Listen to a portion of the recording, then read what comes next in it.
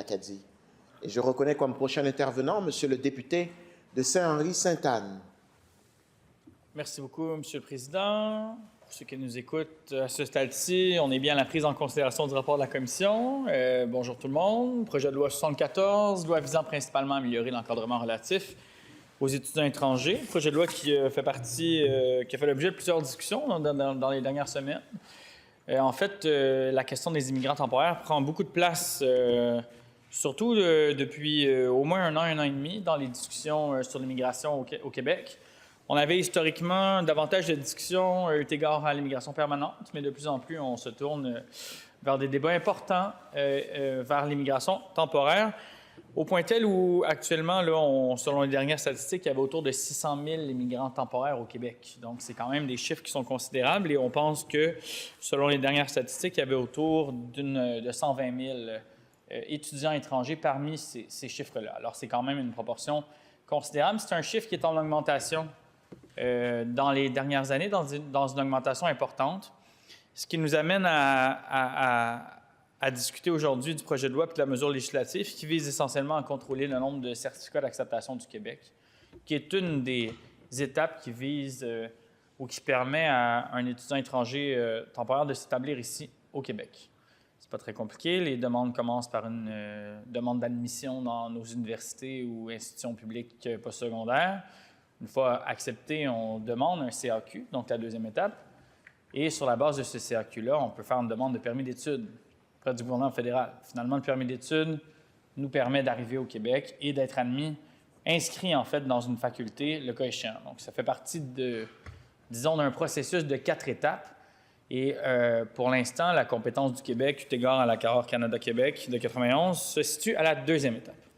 Et quand même, on a vu certains éléments là-dedans, puis ça va être important, puis ça va être intéressant de les étudier. Évidemment, de notre côté, de notre formation politique, on milite toujours pour davantage de pouvoir pour le Québec et donc le rapatriement de l'ensemble des pouvoirs en matière d'immigration pour que le Québec ne soit pas plus seulement en contrôle seulement de la deuxième étape, mais bien également de l'ensemble de la procédure. Bon. Évidemment, on le dit, nous, notre formation politique depuis quelques temps maintenant, il faut réduire l'immigration temporaire au Québec et ça touche également les étudiants étrangers temporaires. On est arrivé à des chiffres de manière trop rapide qui dépassent notre capacité d'accueil et il faut agir, il faut prendre des moyens, mais encore faut-il prendre des bons moyens. Et ça fera l'objet de la discussion aujourd'hui. Par exemple, nous, on met de l'avant la nécessité d'établir notre réelle capacité d'accueil. Avec un comité d'experts qui va nous permettre d'abord de la baliser puis de la définir. Qu'est-ce que ça veut dire? Puis encore faut-il qu'on ait ensuite des données pour être capable de la quantifier. Ça, c'est quelque chose qui n'a toujours pas été fait. Et nous, on continue de mettre de l'avant cette nécessité-là d'avoir un comité d'experts qui pourra notamment mieux nous informer sur le nombre d'étudiants étrangers qu'on peut réellement recevoir ici au Québec. Sans parler du fait que la capacité d'accueil, ce n'est pas quelque chose qui est statique, c'est quelque chose qui est dynamique, c'est quelque chose qu'on peut augmenter, c'est quelque chose qu'on peut diminuer selon l'intervention et selon les budgets qu'on voudra lui accorder. Il faut évidemment mieux planifier l'immigration temporaire. On y reviendra, Monsieur le Président, des gains sur ce volet-là, j'y reviendrai tout à l'heure. Et il faut évidemment inclure les parlementaires et la société civile davantage dans les orientations et dans les seuils, dans la façon qu'on va fixer puis planifier notre immigration temporaire. Sur l'accueil, évidemment, il faut que les services soient disponibles et je ne peux m'empêcher que de faire une parenthèse eu égard à nos services de francisation et à la fermeture de centaines de groupes de francisation qui ont fait les manchettes dans les dernières semaines et dans les décisions restrictives ou dans les budgets des centres de services scolaires qui nous empêchent de franciser de manière suffisante les nouveaux arrivants et qui font en sorte qu'il y a des milliers d'élèves actuellement qui sont dans les listes d'attente alors qu'ils voudraient apprendre le français. C'est aussi ça, recevoir de manière responsable et raisonnable, c'est de ne pas couper en francisation et de s'assurer que ceux et celles qui lèvent la main pour apprendre notre langue puissent le faire. Alors, évidemment, plusieurs enjeux dans le projet de loi, Monsieur le Président, et plusieurs enjeux en amont du projet de loi, notamment un exemple qui nous a été accordé ou qui nous a été donné de la part du ministre. C'est un établissement privé qui n'est pas nommé, puis c'est bien correct comme ça, où le nombre d'étudiants étrangers aurait augmenté de 1392 % en une année, là, entre le 1er janvier 2023 et le 15 mai 2024.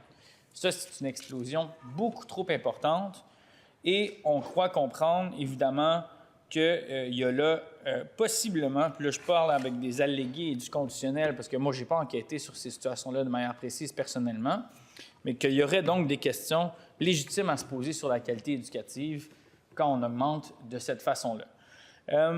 Planification, évidemment, qui va être importante. Le ministre en parlait et j'y reviendrai. Bon, on parlait tout à l'heure des gains, demande historique de notre part, et on est très content que le gouvernement l'ait accepté. On a soumis des amendements de mon côté pour inclure l'immigration temporaire, la planification des immigrants temporaires dans la planification pluriannuelle de l'immigration. Et à partir de maintenant, pour la première fois, là, avec la planification 2025, on aura des cibles d'immigration temporaire comme on aura des cibles d'immigration permanente. Et ça, c'est un élément très positif pour lequel on pourra être fier. On va pouvoir se doter de cibles. On va pouvoir mieux planifier. On va pouvoir savoir combien d'étudiants étrangers on compte recevoir, combien de travailleurs étrangers temporaires on compte recevoir dans nos différents programmes, le PMI, le PTET, et comment on va mieux gérer les attentes, la capacité d'accueil puis la délivrance d'un certain nombre de CSQ. Bon, CAQ également. Là où on a des enjeux, Monsieur le Président, c'est au niveau des établissements d'enseignement postsecondaire, notamment des universités, notamment des cégeps, eu égard à l'autonomie, puis aux menaces d'autonomie. On a eu d'immenses discussions, puis on a surtout eu des intervenants, puis une brochette d'intervenants, je dirais comme ça, assez impressionnante, dans la mesure où l'ensemble des recteurs, rectrices, là, puis des directeurs, en fait, recteurs, rectrices d'université, des directeurs, directrices de cégep, un nombre très, très, très considérable d'entre eux, eux-mêmes, là, personnellement, souvent en coalition avec d'autres, souvent tout seuls, sont venus jusqu'à la commission parlementaire pour nous faire peur de l'inquiétude qu'ils et elles avaient face au projet de loi, puis face aux restrictions, puis face aux limitations sur leur autonomie de la liberté universitaire, l'autonomie de développer des programmes, l'autonomie de planifier le développement dans leur sphère d'activité, dans leur spécificité, dans leur chaire de recherche, dans leur fonds d'investissement, de point tel où ils en étaient très inquiets. Et j'ai ressorti quelques citations, Monsieur le Président, d'abord de McGill, de Laval, de l'Université de Sherbrooke, qui sont venus témoigner en commission. Ils nous disent dans leur mémoire, l'autonomie des universités leur permet d'être le lieu d'émergence, de discipline et de découverte dont les retombées sont mesurables sur la longue durée.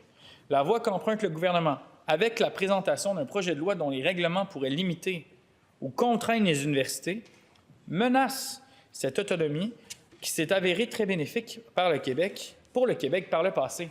Ce sont quand même des mots graves de recteurs, rectrices, d'institutions forts de notre société. En plus d'empiéter sur l'autonomie de gouvernance académique des universités, le gouvernement, avec le projet de loi 74, intervient dans une chaîne sophistiquée, nous disent-ils. Celle-ci concerne les universités, la recherche, mais également les industries et les acteurs de l'innovation situés sur tout le territoire québécois. Chercher à régir où étudieront les candidats internationaux afin de répondre aux besoins de main-d'œuvre à court terme ou des priorités gouvernementales changeantes affectera négativement cette chaîne de capacité de développement stratégique de nos institutions. Quand même inquiétant. La Fédération des cégeps nous souligne quelque chose de semblable. La centralisation du pouvoir décisionnel sur une base de nature discrétionnaire en ce qui concerne la capacité d'accueil de la population étudiante internationale dans les main-d'œuvre dans la main du ministre. Ce pouvoir soulève plusieurs préoccupations, car il risque de renforcer les inégalités, pourrait poser des enjeux d'équité et pourrait exclure certains aspects importants du débat démocratique. Quand même, c'est pas rien, le venant de nos institutions publiques. La prépondérance des objectifs d'immigration sur ceux liés à l'accessibilité aux études supérieures. Les choix de promotion à l'international des programmes d'études découlent des besoins locaux d'accessibilité pour la jeunesse québécoise, des besoins de main-d'œuvre en lien avec les secteurs d'emploi et des ententes partenariales. Quoiqu'un arrimage avec les objectifs et priorités gouvernementales en matière d'immigration peut être souhaitable, ceux-ci ne doivent pas être prépondérants sur les objectifs et priorités en matière d'enseignement supérieur, notamment ceux des cégeps eux-mêmes. Et on termine en disant l'ingérence dans l'autonomie des cégeps, dans l'adoption de priorités en matière de gestion de son offre éducative est problématique. Donc, quand même, il y a des éléments là, clés, des éléments forts, des éléments inquiétants. Mais vous l'avez compris, M. le Président, d'entrée de jeu, je soulignais quand même qu'il était important, ceci dit, de bien ou de davantage réguler l'immigration temporaire. Et c'est pour ça que j'ai soumis plusieurs amendements à travers la discussion qu'on a eue, fort enrichissante, en études détaillées. Je remercie d'ailleurs les ministres, les collègues de l'opposition et évidemment tous les groupes qui ont déposé des mémoires qui nous ont permis d'avoir des discussions très enrichissantes, tout comme l'équipe de légistes et tout comme l'équipe du gouvernement qui nous a permis aussi d'avancer dans nos discussions. Et pour moi, là demeure une possibilité de réconciliation dans les amendements qui sont déposés aujourd'hui à travers la prise en considération pour qu'on puisse lier les deux problématiques, lier le besoin d'assurer un meilleur contrôle de l'immigration temporaire tout en nous assurant de limiter le moins possible l'ingérence dans l'autonomie universitaire et l'autonomie des cégeps. Pour moi, là, la balance est essentielle. Et c'est pour cette raison, notamment, que j'ai proposé un amendement à l'article 52.1 pour qu'on s'assure de consulter les institutions universitaires, les universités, les cégeps et autres dans l'établissement de décisions de gestion qui permettra de fixer le nombre de CAQ délivrés, de suspendre les demandes et d'établir un nombre maximum donc par catégorie d'études. Et donc, si cette discussion-là peut se faire de manière conjointe, en consultation avec les dites institutions, je pense qu'il n'y aura pas là d'atteinte potentielle à leur liberté de gestion et à leur liberté académique, considérant qu'ils feront part de la décision et qu'ils seront intégrés dans la discussion. À défaut, si les nombres sont fixés par catégorie, par niveau d'études, sans consultation imminente et directe et, disons, foisonnante et détaillée avec le dit groupe, avec l'université ou le cégep, voilà là, pour moi, une inquiétude importante. Et j'ai soumis cette proposition d'amendement-là à travers l'étude détaillée. Malheureusement, je n'ai pas eu l'écoute suffisante du ministre et malheureusement, ces amendements-là, qui étaient appuyés par l'opposition d'ailleurs, ont été battus, ces amendements-là. Et pour moi, il y a là une grave question. Si le ministre refuse d'intégrer dans la loi l'obligation de consulter les cégeps et universités, qui ne me semble pas une obligation là, absolument lourde de sens, il me semble que ça va de soi. Il me semble que c'est comme ça qu'on devrait fonctionner dans notre réseau universitaire, dans notre réseau d'immigration. Pour moi, il y a une inquiétude. Si le strict minimum que la consultation ne peut faire son chemin jusque dans le texte adopté, pour moi, il y a là un indice que ce besoin-là, que cette nécessité-là ne sera pas consacrée, ne sera pas protégée, ne sera pas enchâssée dans notre texte législatif. Et là, pour moi, il y a un enjeu qui est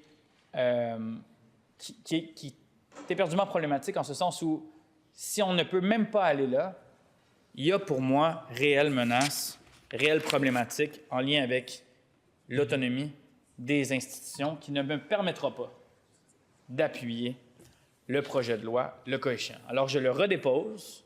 J'espère que la considération puis l'étude aura été suffisante du côté gouvernemental pour qu'on puisse trouver un terrain d'entente, une voie de passage.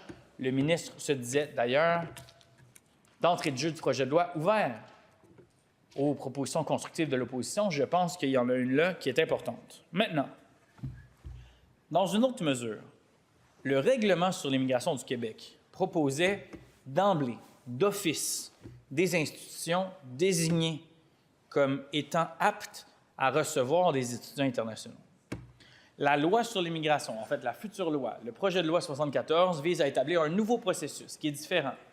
Un processus d'établissement désigné qui fera en sorte que le ministre désignera, ou en fait le gouvernement désignera des institutions capables de recevoir des étudiants internationaux et d'autres n'étant pas capables de recevoir les dits étudiants internationaux. Bon, il y a là certains parallèles importants et intéressants, en ce sens où la définition que nous étions habitués d'avoir dans le règlement ne suit pas directement celle du projet de loi, en ce sens où plein d'institutions publiques fortes de notre société québécoise disparaissent.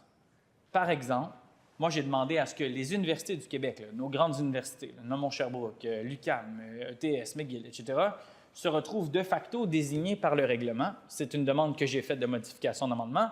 Ce fut rejeté,